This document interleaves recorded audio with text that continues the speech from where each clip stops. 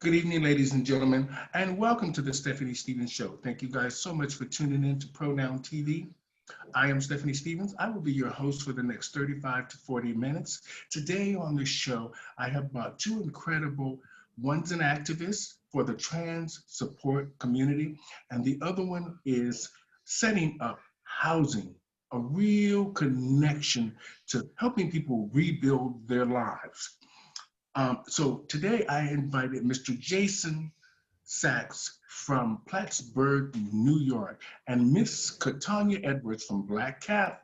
She's a trans support worker, coordinator, and activist. So I just want to say, how you guys doing? Good. How are I'm you? very, I'm I'm very well, thank you. wonderful. I'm so glad you guys came on to do the show today. Thank you So very much for having Thank me. you. how's Plattsburgh? Well, I'm actually in Palm Springs at the moment, Oh, okay. So you're but in good I weather. understand that fall is hitting beautifully there right now. Oh yeah. So now, when are you? So let's talk to you for just a minute, Jason.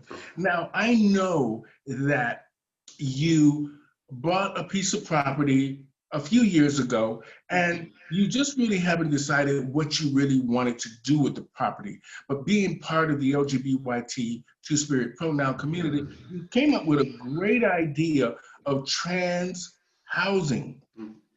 How did that come about? Well, no, we knew exactly what we wanted to do when we bought the property.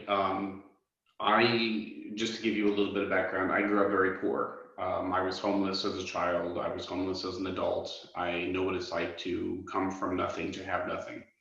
So living in a house of any kind is a big deal for me to have something that's just mine. But with this particular house, we bought it because I'm unable to work outside of the house.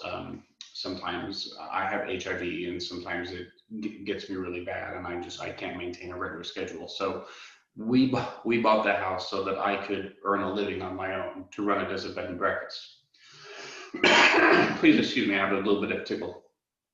It's But okay. Plattsburgh, unbeknownst to us, is a party town. It's a college town, which is great in a way. It's a liberal town, um, but it's a bad neighborhood for a B&B. There's a frat right next door, and they helped us to throw a drag benefit once. They're not homophobic, but they're just loud, and that's not conducive to a bed and breakfast. So when that shut down, I thought, what can I do with this big house? It's 6,000 square feet. It has 9 bedrooms at minimum. It could have many more. And because of the way that I was brought up, when I was in high school and things were better, my mom ran a halfway house out of our home. So it was everybody coming out of jail, it was people coming off the street.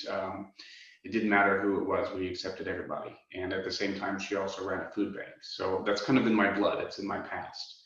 So I thought, well, why not start to do something for the community with this house? And it just happened to coincide, and I hope that nobody gives me too much flack for this, but it happened to coincide with me rediscovering RuPaul's Drag Race.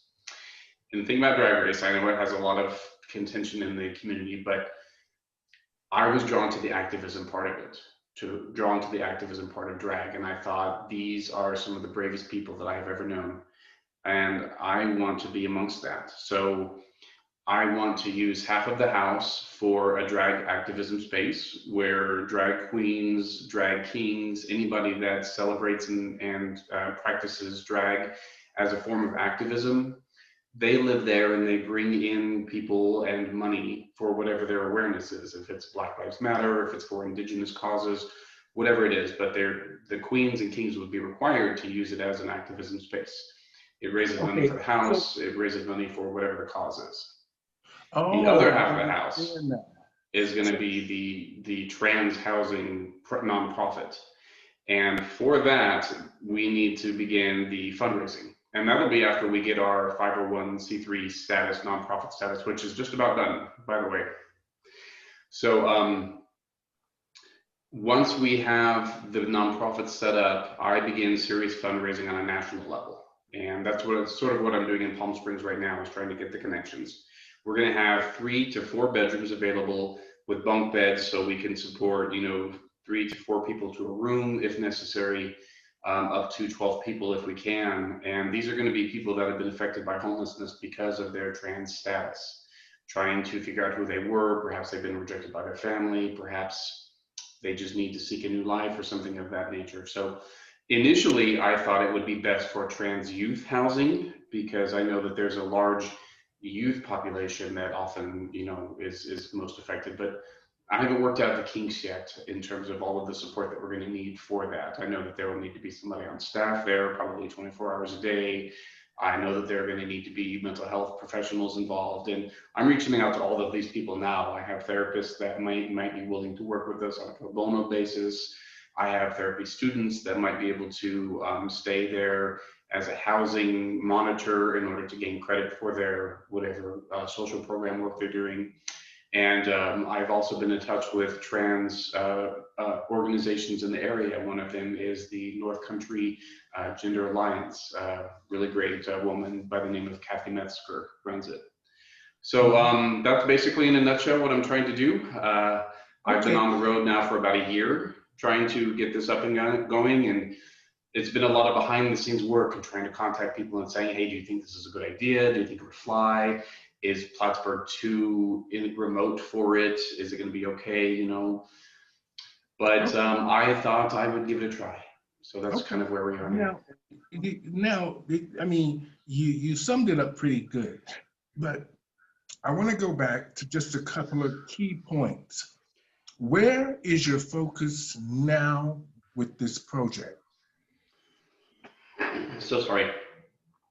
The very first hurdle that we have to overcome is the designation of the nonprofit status, because without that, nothing else matters. I can't really go forward with this. And the reason is because while I can rent out the half of the house I want to the performers to bring in things, to bring in awareness and whatnot, that's fine. The other half of the house where I want to house people is not livable. So I have to raise funds for that. So it's kind of like I have the assets, but I don't have the money to renovate it to livable standards. And if the community can get behind me for this, we can make the project together. And I'm willing to do this for 20, 30, 40 years, if that's what it takes, probably until I die. I'm hoping that since we have no children, we can possibly leave the house to the foundation that will carry it forward. So that's my hope. One more thing, and then I'm gonna let Katanya, I know you're itching. I can see you have a few questions for Jason. I want to talk about you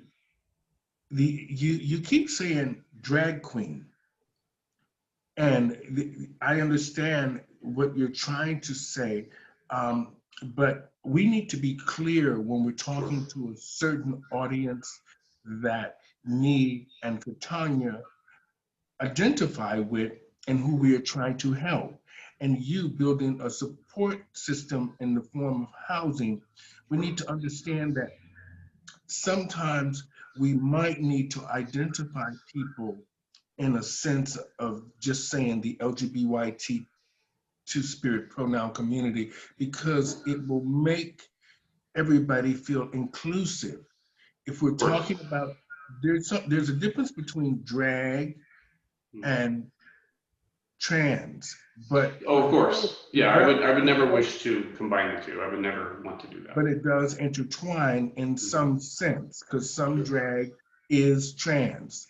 So now, Katanya, what do you think the first thing Jason should focus on with the housing issue?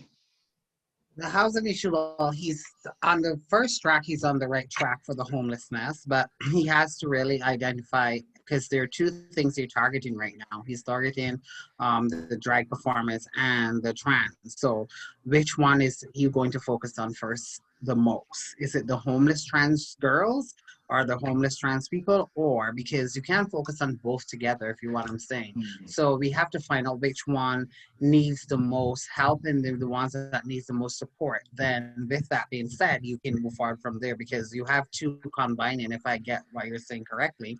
You said you have a section for the ones that are coming in from the dry community, and then you have the trans. So we have to find which one needs the more support and which one needs the more immediate attention. Because if you're Sure. going for the homeless, if you're going for the homeless trans, not because that I'm trans, I'm going to say, well, that should be your main focus because you're just looking for the drag to actually come in and, generate funds or whatever the case may be. So that is where he has to determine which one he needs to focus on first and which one needs the most attention. I understand that. Okay. Now, Jason, now that because the reason I wanted you on the show, and Katanya, because she's very involved in the trans community, and she has great connections and great support and great information and knowledge that can help you and make things a little bit easier for you. So I'm glad she focused on you have to make a decision on what you're going to focus on first and make that your priority. Yes. And then now you say the house is 6,000 square feet. What is it that you need to put this house for the LGBT Two-Spirit community, let's say, to get it going, because the winter months are coming and the girls are going to need somewhere, the girls and guys are going to need somewhere to live. It's not going to be ready by winter. In fact, by the kind of renovation that we're talking about is going to be pretty massive. Okay. How much You, money? Just be straight up, because I do hashtag the government and I do tweet these things on their page. These things can help you. So yeah. how much money are you looking at? What is the time frame when you want to have this house open? And um, what is that is the first move. Sure. So the house is going to need about $300,000. And that's not just going to be for repairs to make it livable. It's going to be to meet the requirements for ADA access, for anything that the city is going to require in order to house people on a public scale here. I've already been speaking with one of the city council members and about the zoning board and things of that nature, and we're a go. They're not going to have any issues with it. But first, let me explain a little bit about the financial situation, and maybe that will clear things up. In spite of the fact that my husband has a good paying job, I am just on Social Security. I don't really have any money of my own. And this is my project. It's not his. I'm doing this solely on my own. So I can't rely on his money to do this. At some point, we're going to renovate this house on our own. We'll have the funds eventually, perhaps in 5 to 10 years when investments or whatever comes in, we'll do it ourselves. And then maybe we can open our nonprofit then. But in order to make this house livable to the standards where people can spend 6 weeks to 2 months there in the quarters for those recovering or bouncing back on their feet from homelessness or whatnot, that's going to require a significant renovation. We're talking about roof repair, drainage repair, electricity, plumbing, probably installing bathrooms, probably installing, egress points and things of that nature. So it's a massive project, and I realize that. So I guess right now after the planning stage, I'm in the see if the community will support it kind of stage, because it's a 50-50. I can provide the assets and the will and the desire to make this happen. I can do all the connections. I can do all the work behind the scenes doing the contractors, but without the funding, it's not going to happen, or at least it's not going to happen anytime soon. Okay, well, you have a perceived goal of Mhm. what you want. Do you Yeah. actually believe that this will work? Do you think? Well, yes and no. Yes and no. I believe that if I want something bad enough, I can make it happen, only because of the examples in my own life. But this is not a solo project. Do I believe it? Yes. Do I necessarily believe that the community will rally behind it and support it enough to make it happen? That will remain to be seen. Right now, all I can do is get the word out, make awareness happen. I'm contacting movie stars. I'm contacting people in the drag hierarchy. I'm contacting as many people as I know that have a huge platform. I'm raising money in contests. You may have seen one about the jewelry. Make me a TikTok. Mm-hmm. Do whatever you can right now. Not to raise money right now necessarily, but when we hit that nonprofit status, we're going to have the support of everybody in order to make Okay, this work. Katanya, can you Okay. explain to us, because I want Jason to understand, coming from a trans woman's point of view, and the fact that you're an activist, what are some of the real challenges Jason has to make after he make a focused decision on what's going to be first? What do you think is most important that Jason should be looking to do after the focus? After the focus, he should be looking to actually, who are you targeting first of all for your funding? Because this is going to be a lot of funding that you require because it's going to be ongoing. So you have to actually have your funding there. And when you go out to your funders or you reach out to people who you want to fund, what is it that you're giving back to the funder? You understand? Because people Mhm. in this time nowadays, they always want to create a win-win situation. If I give you $75,000, what's in it for me? Where Exactly. I'm investing $75,000 in your housing or your project, but what is in that for me? What am I going to get? Am I going to get advertisement? Am I going to get a branding? What am I going to get? What are you going to give me? So that Never is thought something. about that. That's perfect. Thank you. Exactly. So when you're going after funders or you're going after funding, you have to think. Say for instance, I'm going after Walmart for funding. This is just an example. If I go after Walmart for funding and I ask them for $50,000, how are they going to benefit from me getting that $50,000? What is Right. in it for them? Is it going to be taxable for them that they don't have to pay taxes on that? Right. Yeah. And that Are will we help going with to this. Yeah. Yeah, are we going to have a gala and we are going to invite their employees? Are we going to give them recognition? Are we going to have a plaque stating this house was built with a donation? Are we going to have them to invite them to a ribbon cutting? You have to sit down. Wonderful. That's why I would Wonderful. actually like to sit down with you and look and see how you're drafting your funding because Yeah. every time you go to a business is a create a win-win situation. I am investing this in you, what am I getting from you that I should Sure. put my money into this? So that is Wonderful. something that you have to actually look at when after you've established your first who are you going to target. So that will be your next step. So we have to create a vision, which is what is in it for me. Hmm. Yeah. Great advice. Now, Jason, now I know you are in a committed relationship, and I'm, we've all been in relationships that are up and down. How does your partner play into all this? Well, as we like to put it in our relationship, he's the producer and I'm the director. He he will sit back on the sidelines and will enable me either through finances or through support or through whatever way he can for me to accomplish my dreams. So in this particular instance with the Hummingbird Home for Golden Drag, he's behind it 100%. He wants to see the house transformed into something that's going to be useful for the community. He wants to see, quite honestly, he wants me to achieve the best that I can achieve. And he wants to see me fulfill my purpose in this world. And Okay, for me, that's things of this nature. So, okay, amazing. Now, I understand how you connect to your vision. I understand how you want to reach out to other communities to make this a positive journey for everyone.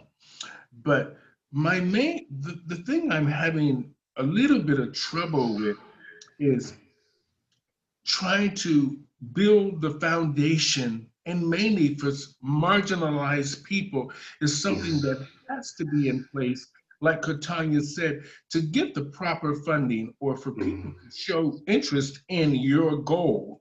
Because marginalized people aren't the first people most businesses want to help. They do that, like she said, out of tax breaks. What can I do for you and what am I getting? I think that's where the queens come in, or kings. Let me switch that delineation to performer. That's where the performers come in.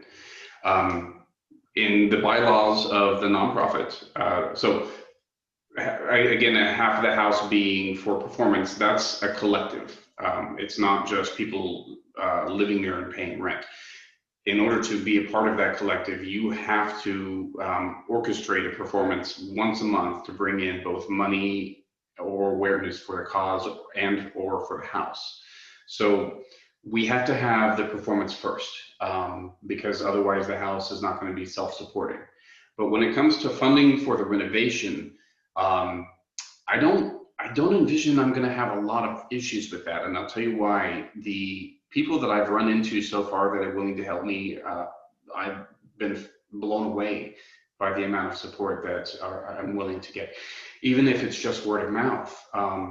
We see every day how TikTok and YouTube and things of that nature can change the world, just, if it can get the right kind of mojo going.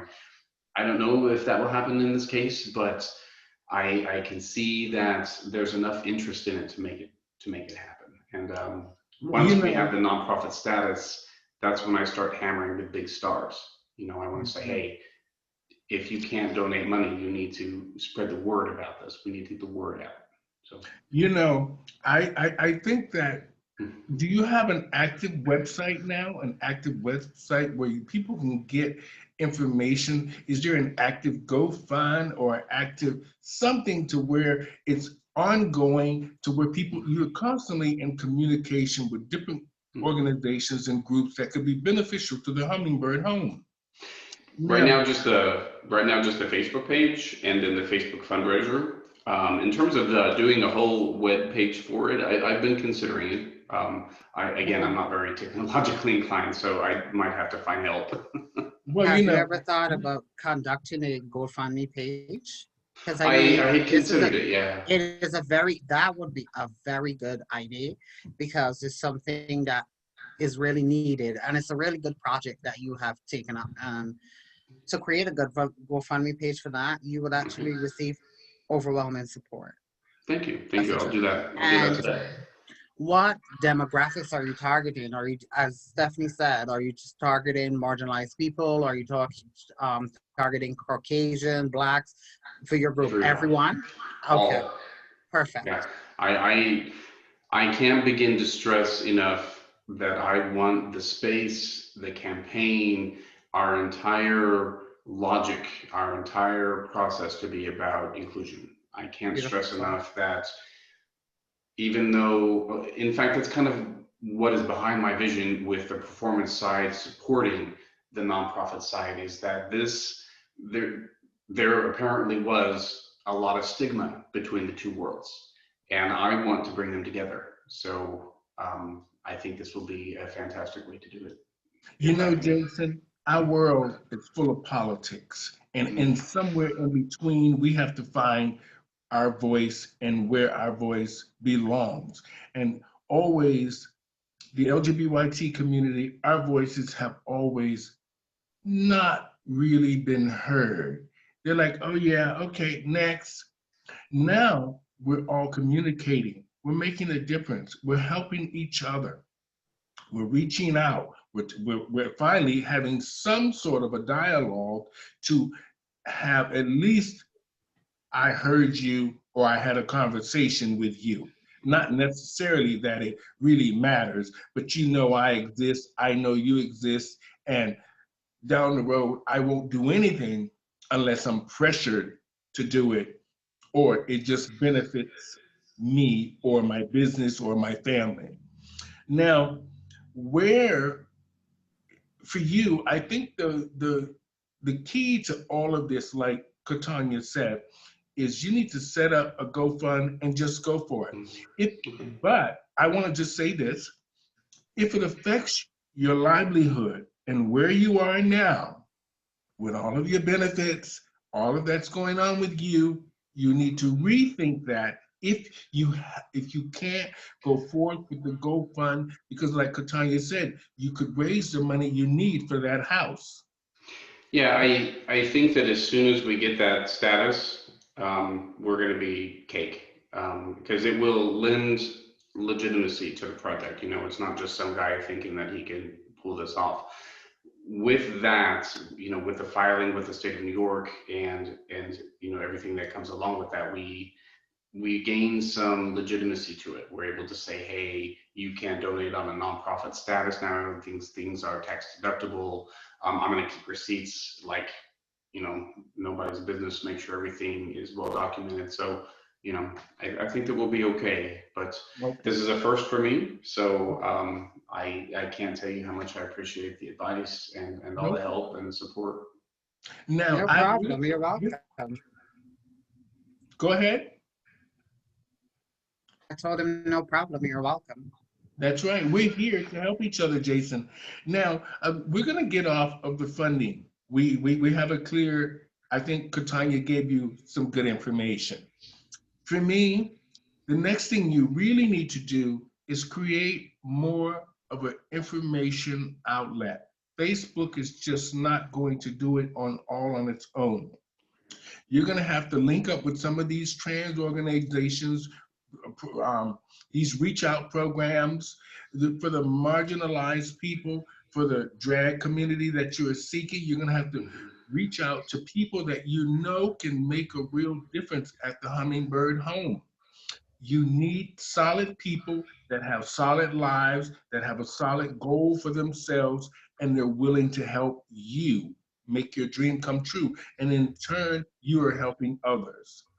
Now, Katanya, you explained to him what are going to be some of the challenges of, let's just say, the drag performers in the house and the trans performers in the house. What are going to be some challenges for Jason to keep order in this home? There will be challenges because there are two different genres, right? So you have the drags and then you have the trans, and they will butt heads because they're not going to see eye to eye. It's just he needs to make sure that whatever ground rules that he's setting for the house, they abide by. And if it's possible that I know it's going to be a house, but segregation, but to say to segregate them would be very bad. But I mean, if you can keep like the trans in one area and them in the other area, but they will still be able to mingle. You understand what I'm saying? Yeah, So yeah. if you have upstairs or downstairs or east wing or west wing, whatever the case would be, that way you will help eliminate some of that feuding or some of that headbutting that they may have. But it all comes down to ground rules and education, because if you educate them and let them know, I get it, you may be trans, you may be a drag queen, you may be a queer guy, whatever the case would be, but we all are as one family. So it doesn't matter what your sexual orientation is. If you're living here, we have to live in unity and peace. Yeah. So therefore, you have to have like workshops. You know what I'm saying with them. Absolutely. Although they're there and they're living there, have workshops with them. You know, you have meetings with them. You find out what issues they're facing. You have to be in their face because there will be issues. You're having issues with them. You may have a suggestion box for them to let them know what issues they're having between themselves or with the house or whatever they're going through at the moment. And as you said, mental health counselors are actually on board to work with you. So yeah, that's a good step also. That will be able to help to counteract some of the problems or that may arise during this transitioning period with them. perfect. I completely agree. One of the things that we are going to make mandatory if you want to be a part of the collective is conflict resolution classes. Like you have to go through courses to understand what that's all about and open lines of communication. But you make very valid points. We need to have regular meetings. I need to be open to different sort of, you know, inputs and whatnot. Every performer that's going to be living there is going to have a vote. And when issues arise that anybody has an issue with, we're going to come together and talk about it and things of that nature. So everybody's going to have a voice. Everybody's going to be able to come together. So, Okay, I have a few suggestions, Jason. sure. They're just suggestions. You don't have to take them to heart. I really feel that you say when you're talking, you talk about the performers and the drag queens with more ease because you're used to that. You talk with it with ease. So you're going to have to maybe, I would say, change a little bit in the way you describe. You have to be more, you Okay. have to cover it in a wide spectrum so you don't have to say drag performers or enter this and then trans, because when you're talking to people that want to help you, you need to really say the LGBTQIA community. This way we know that it's covered. When you're saying performers and stuff, people look at drag a lot differently than they look at trans. Sure. So Okay. like she said, you're gonna have to make sure that even though it's kind of the same, you need to be able to identify it in one sentence instead of separating it because Okay. it's gonna keep you from moving forward. I agree. I agree. So if you're going to be professional, with professional people to help you, you've got to learn, just not learn, it's just to identify. Adopting their appropriate language. I understand. Yeah. Okay.